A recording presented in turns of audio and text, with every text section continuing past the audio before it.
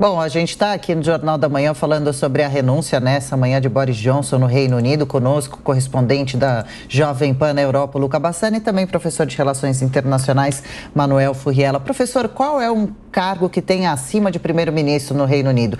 É um dos cargos mais importantes que tem? De alguma forma, a Rainha Elizabeth, por exemplo, poderia interferir numa situação como essa que a gente acompanha? O cargo da Rainha Elizabeth é um cargo mais de representação, né? Não só do Reino Unido, como também de outros 14 países diferentes, né? Canadá, Austrália, uma série de outros, que tem na figura da Rainha Elizabeth a sua representação.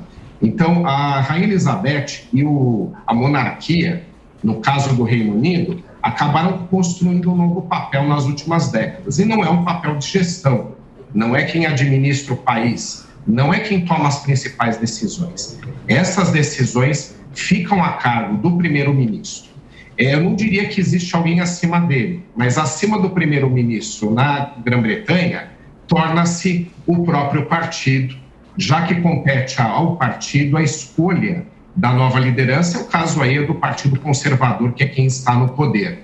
Então, tecnicamente, ninguém tem mais poder do que o primeiro-ministro, mas politicamente eu diria que o seu próprio partido, já que mesmo que ele não renunciasse hoje, é muito provável que o próprio partido dele construiria uma forma de tirá-lo, seja por uma reforma estatutária interna que permitiria ao Partido Conservador fazer uma nova menção de desconfiança, já que na anterior Boris Johnson, por uma pequena margem, saiu vitorioso. Então, essa poderia ser uma saída muito traumática, mas um encaminhamento.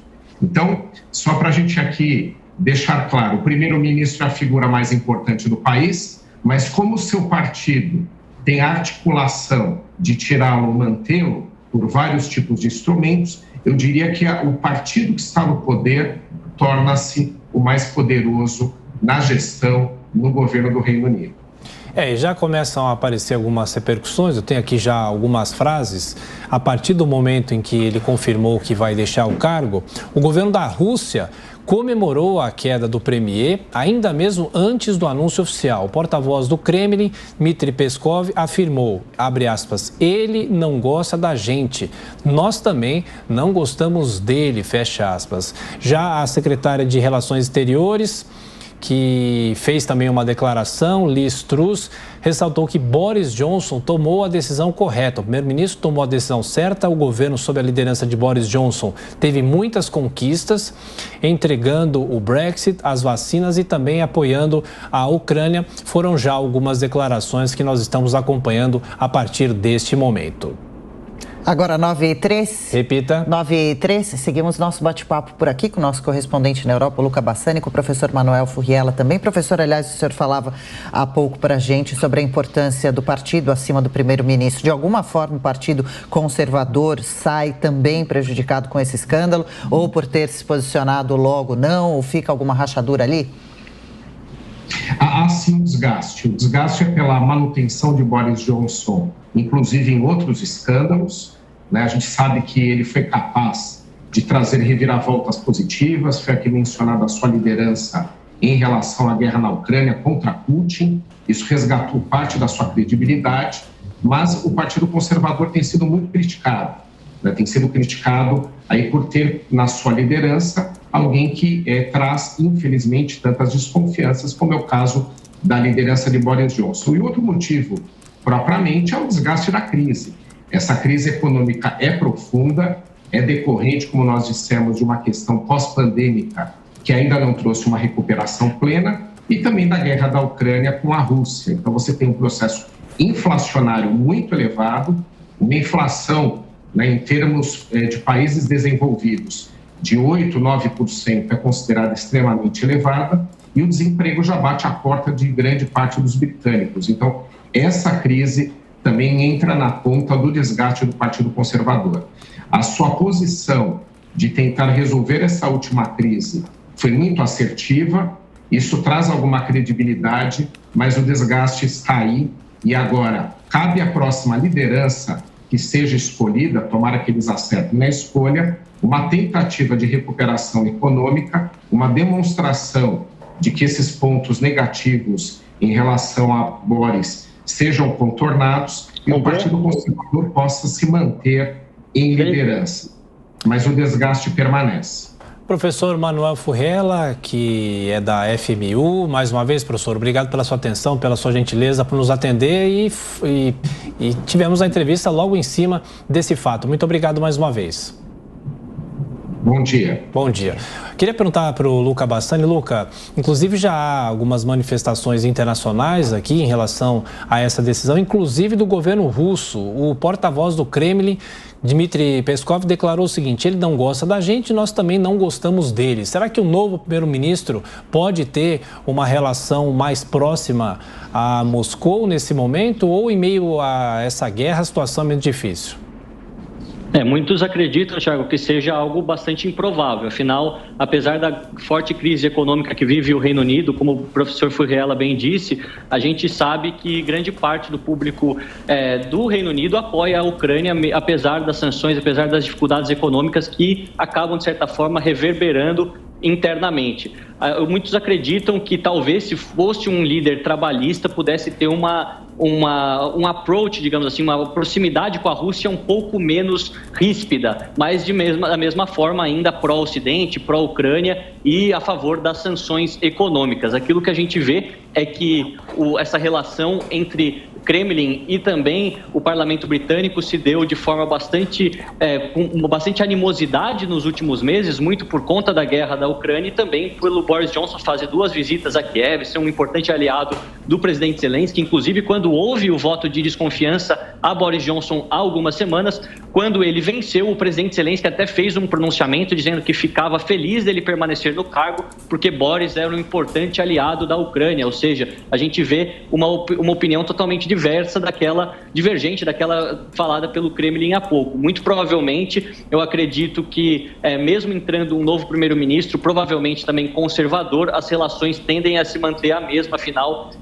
as instituições de Estado, considerando o Ministério das Relações Exteriores, também o Ministério da Defesa, todos os ministérios relacionados às finanças estão apoiando a Ucrânia, seja através das doações, seja através das sanções econômicas, que são tão importantes nesse aspecto para tentar frear os ímpetos expansionistas de Putin, segundo a versão dos próprios britânicos. Então, talvez não falem de maneira tão aberta ou tão explícita quanto o Boris, mas vão seguir na mesma linha, porque é o que o público britânico quer, pelo menos por hora. Sem dúvida. Luca Bassani, nosso microfone Jovem Pan Europa, continuamos falando sobre a saída de Boris Johnson. Ele fica no cargo ainda até a escolha do novo premier. E para você que está nos assistindo, há uma imagem aérea de Londres, há uma multidão na calçada, porque a Downing Street é uma rua fechada, há um portão preto que cerca a rua, apenas os jornalistas agora puderam entrar para pegar e colher essa fala do primeiro-ministro, e há uma multidão do lado de fora, na rua, e inclusive com segurança, as pessoas com uma espécie de colete amarelo fazendo a segurança da rua nesse momento. Adriano. Boris Johnson, que em discurso de renúncia disse: é doloroso não terminar meu mandato. Disse também que tentou convencer o seu partido de que mudar a liderança seria um erro, mas admitiu que ninguém é indispensável. Luca Bassani, nossos correspondentes, os nossos comentaristas têm perguntas para você também, começando pelo Roberto Mota. Luca, eu queria perguntar para você sobre a repercussão, sobre se teve alguma influência nessa história do Boris Johnson, a amizade que ele tinha muito próximo com alguns bilionários oligarcas russos, né? Especialmente o Eugênio Lebedev, que é um bilionário jovem russo, muito próximo do Boris Johnson, cujo pai tinha sido até espião na União Soviética. Isso teve alguma influência nessa situação do Boris Johnson? Olha, Roberto, a gente vê que no começo até que sim, quando esses dados foram divulgados, mas aquilo que foi crucial para que ele tivesse qualquer tipo a crise se intensificasse, melhor dizendo, foram exatamente a Partygate, a questão da pandemia, quando havia um grande problema relacionado com os lockdowns, o governo impedia as pessoas de poder se reencontrar no Natal, por exemplo, e o Partido Conservador fazia todo esse tipo de festa regadas a álcool, com muitas pessoas sendo inclusive inclusive o endereço mais multado naquele momento durante a pandemia. E principalmente essa questão do assédio sexual com Chris Princher, porque isso mostra negligência. Ele sabia sobre essa acusação, sabia sobre todos esses fatos e mesmo assim o convidou a fazer parte do governo. Realmente, essa ligação mais próxima com os oligarcas é algo que serve como uma cereja no bolo. É sempre um premier britânico nunca cai por um único motivo. A gente viu que nos últimos 5 anos, 8 anos, considerando todo o Brexit, David Cameron caiu principalmente pelo Brexit por ter perdido um referendo. Depois Theresa May não conseguiu costurar um acordo com a União Europeia. E Boris Johnson, sucessivos escândalos. Então, é uma coisa que acontece de maneira relativamente comum no sistema parlamentarista, mas há sempre um limite. Crises, elas vêm e vão, mas chega um momento em quando o seu próprio partido vira as suas costas, e seguindo aquilo que o professor Furriela falou, o partido sim é o grande responsável pelo futuro do país, que ninguém se torna insubstituível, como disse o próprio Boris Johnson. Sem dúvida. Cristina Grêmio, e a sua visão sobre toda essa crise que envolve agora o parlamento britânico, o primeiro-ministro deixando o cargo, de que maneira esse momento de crise também é ruim para essa situação que o país está vivendo? Para a população é sempre muito difícil, né? Porque a gente sabe que trocas de governantes, ainda que uma parte considerável da população estivesse torcendo por isso, elas são traumáticas para a vida pública. Há sempre um período ali em que várias situações, vários departamentos da vida pública ficam numa espécie de limbo, aguardando o novo, no caso aí, primeiro-ministro assumir para seguir suas políticas públicas. E também não se sabe exatamente se haverá uma sequência, embora nesse caso aí tenha parecido bastante estratégico do próprio primeiro-ministro Boris Johnson a renúncia, em vez de esperar um desgaste maior ou uma decisão do próprio parlamento de convocar novas eleições, porque assim ele garante a vaga para o próprio Partido Conservador, como foi bem explicado aí pelo professor Furriela e pelo nosso correspondente Luca. Agora, eu queria saber do Luca, se o Luca conseguir explicar um pouco melhor para nós, se ele vê algum contexto de conspiracionista mesmo, que a gente está vivendo aqui no país uma situação muito parecida com as denúncias contra o ex-presidente da Caixa Econômica Federal, assédio sexual também, e muita gente apontando o timing, né, muito próximo das nossas eleições, sendo que parece que aqui no nosso caso o crime de assédio, se é que foi cometido, vinha sendo cometido há mais tempo. Não deveria ter vindo à tona já mais cedo essa denúncia aí contra o assessor do primeiro-ministro Boris Johnson? Isso é um ponto realmente importante, Cristina, porque é algo que a imprensa tem cobrado principalmente daqueles órgãos mais próximos de Downing Street, ou seja, do Premier e também dos diversos parlamentares, de ter soltado informação antes. Aqui, até falando da própria experiência que eu tenho aqui na Europa, considerando a Alemanha, a França, Itália, países que também acontece esse tipo de escândalo, logo que a informação é descoberta, ela é distribuída para toda a imprensa de maneira muito rápida. Então, o fato dessa denúncia ter acontecido em 2019, ele ter sido chamado para o governo há poucos meses, isso ser liberado apenas nessa semana, parece de certa forma algo estratégico. Nós não podemos afirmar com total certeza, mas o timing realmente utilizou já um momento de desgaste, um momento em que vem à tona novamente essa questão das festas, que vem à tona a popularidade do Partido Conservador caindo, principalmente do Boris Johnson, a crise econômica. Então, de certa forma, talvez fosse um fato guardado para que eles pudessem utilizar num momento como esse para, de certa forma, tirá-lo do cargo de vez, não ter nenhuma possibilidade de contornar essa situação. A gente vê que, como eu disse, muitos premiers britânicos passaram por crises, mas quando elas são sucessivas e uma em cima da outra, com pouca diferença de tempo, se torna insustentável, considerando que o modelo, que o sistema parlamentarista, ele permite a substituição de um premier que perdeu o apoio, de um premier que não transmita confiança de maneira muito rápida. O Partido Conservador muito provavelmente já deva ter alguns nomes encaminhados, vão haver convenções do partido ainda no verão, ainda nas próximas semanas, para que o próximo premier possa assumir o mais rápido possível e contornar a situação econômica. É isso que tem preocupado mais os britânicos, além da crise política, é a questão da inflação acima com 2 dígitos, o que num país desenvolvido é muito alto, além da questão dos trabalhistas, dos baixos salários, das sucessivas greves que acabam, de certa forma, interferindo na vida de toda a sociedade. Claro. E Carla Hall, queremos ouvi-la também, a sua avaliação sobre essa renúncia de Boris Johnson nessa manhã. E se tiver uma perguntinha para o Luca também, a gente já vai se despedir dele. Tá bem. Boa tarde, Lucas. Sei que você está fora do Brasil. Na verdade, em relação a essa questão relacionada ao assédio sexual, é um crime de fato aviltante, tanto para homens como para mulheres, e sem comentários, né? Eu acho que, de fato, até a nomeação de alguém nesses termos tão recentemente, isso, de fato, acaba gerando um pouco mais de conflito, até mesmo do ponto de vista geopolítica. Agora, voltando um pouco para essa questão geopolítica em relação à guerra da Ucrânia e da Rússia, eu queria saber esse posicionamento do premier, né, do Boris Johnson, em relação à defesa na Ucrânia, em relação a esse apoio todo, como tem sido visto pela população inglesa?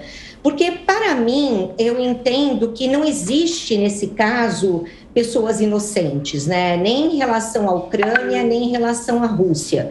Eu acho que existem aí realmente interesses, e interesses, inclusive, europeus em relação à manutenção dessa guerra na Ucrânia. Então, a minha pergunta objetiva é: qual a posição da maioria dos ingleses em relação a este posicionamento do primeiro-ministro em relação à guerra em si, nessa defesa na Ucrânia? Olha, para ser sincero, desde a Segunda Guerra Mundial, o posicionamento dos ingleses ou do Reino Unido como um todo é sempre de total alinhamento com os Estados Unidos. Se nós formos olhar durante as guerras que aconteceram na Guerra Fria, Guerra do Vietnã, Guerra da Coreia, até mesmo a própria invasão do Iraque, que vários países europeus se opuseram, inclusive o chanceler Gerhard Schröder, naquele momento, não quis levar a Alemanha para o Iraque, mas Tony Blair, sendo um premier do Partido Trabalhista, levou. Ou seja, tudo aquilo que os Estados Unidos fazem em questão geopolítica, o Reino Unido acompanha. Portanto, a opinião pública tende a ser também favorável a isso, são aliados históricos. Não podemos esquecer que, apesar do presidente Roosevelt não querer ter entrado na Segunda Guerra, o Churchill conseguiu convencê-lo e isso fez com que o Ocidente, ou os aliados, melhor dizendo, ganhassem a guerra. Então a gente vê que é um processo muito longo, mas realmente é algo que tem pesado no bolso dos europeus. Aquilo que a gente vê é que o apoio para a Ucrânia, as sanções econômicas impostas, as falas contra o Kremlin e o presidente Putin foram bastante grossas e bastante altas nos primeiros meses de guerra. Agora que a inflação chegou num patamar não visto desde 97, melhor dizendo. Agora que a gente vê que também tem sofrido no setor aéreo com essas greves por conta da inflação, por conta do aumento do custo de vida. Muitos europeus estão repensando essa estratégia de total apoio à Ucrânia, ou melhor dizendo, de total repúdio à Rússia. Nós sabemos que são países que, do aspecto econômico, no mundo globalizado que vivemos, todos são muito dependentes uns dos outros, considerando também o dinamismo que acontece na exportação das commodities, também da falta de alguns recursos que muitos países europeus têm. Então, eu acredito, pelo menos, e até olhando o que a imprensa europeia fala, que muitos já dão como certa os europeus trabalharem com a hipótese da Ucrânia perder os seus territórios e não reavê-los de maneira alguma, porque diplomaticamente não se conseguiu nada e militarmente eles têm perdido bastante território, quase com que toda a região do Donbass dominada nas últimas semanas. Então a gente vê que provavelmente o premier britânico ele siga essa mesma linha histórica de apoio ao Ocidente, apoio à Ucrânia, contrário à Rússia, mas ao mesmo tempo possa moderar um pouco o discurso para aliviar a questão econômica, porque nós sabemos que tudo está conectado. Uma vez que a guerra acabe, ou que algumas sanções sejam levantadas, ou que o fluxo dos grãos do Mar Negro para o Mar Mediterrâneo volte a funcionar, isso tudo ajuda na diminuição do preço dos alimentos, dos combustíveis e, obviamente, reduz a inflação. Luca Bassani, a gente fica em contato, qualquer novidade é só chamar a gente por aqui. A qualquer momento voltamos, claro, a falar sobre essa renúncia nesta manhã de Boris Johnson no Reino Unido.